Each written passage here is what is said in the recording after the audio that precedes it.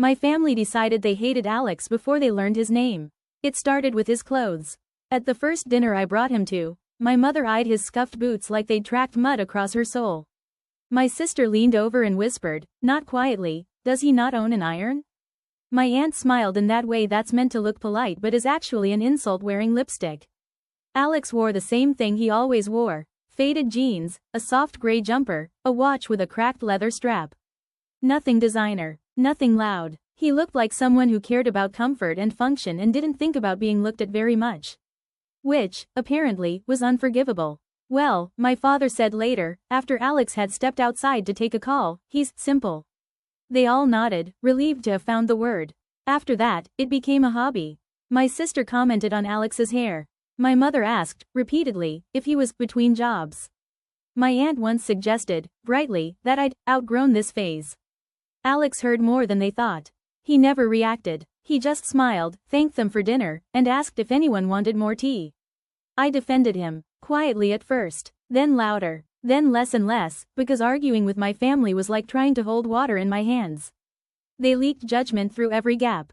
What they didn't know, what I didn't tell them, was that Alex came from money so old it didn't announce itself. His family didn't do logos. They didn't do displays. They owned land that didn't need signs. Buildings with names no one associated with people anymore. Money that moved invisibly, efficiently, without noise. Alex had grown up in a house where nothing was wasted and nothing was shown off. Where the rule was simple: if you need people to know you're rich, you probably aren't. I didn't hide it to protect them. I hid it because it didn't matter. We married 3 years later. My family came, stiff and watchful, waiting, I think, for confirmation that they'd been right all along. They scanned the venue, the guests, the details, as if wealth would suddenly reveal itself in chandeliers and champagne fountains. But the wedding was small, thoughtful, everything chosen with care rather than cost. My mother looked disappointed. "Lovely," she said, like it surprised her. After the wedding, something shifted, not all at once, but steadily. I stopped visiting as often.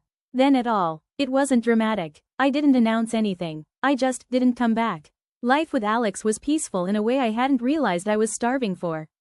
No commentary, no appraisal, no background hum of judgment.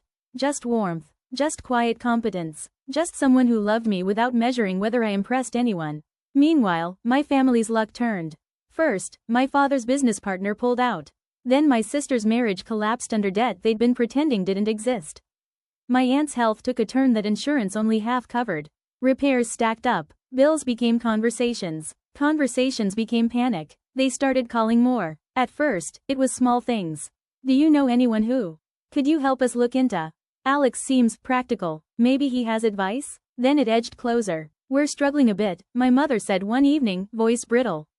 "It would really help if." I listened. I always listened. But I didn't offer what they didn't know existed. Because the truth was, they had never struggled to help me when I needed kindness.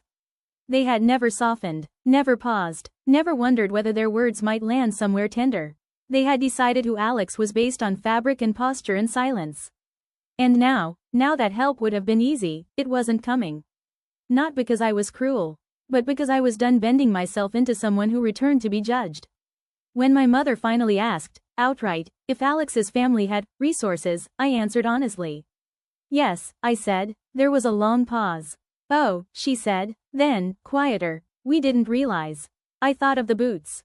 The jumper. The word simple. "No," I said, "you didn't. We still speak. Occasionally. Politely. Carefully. But I don't go back.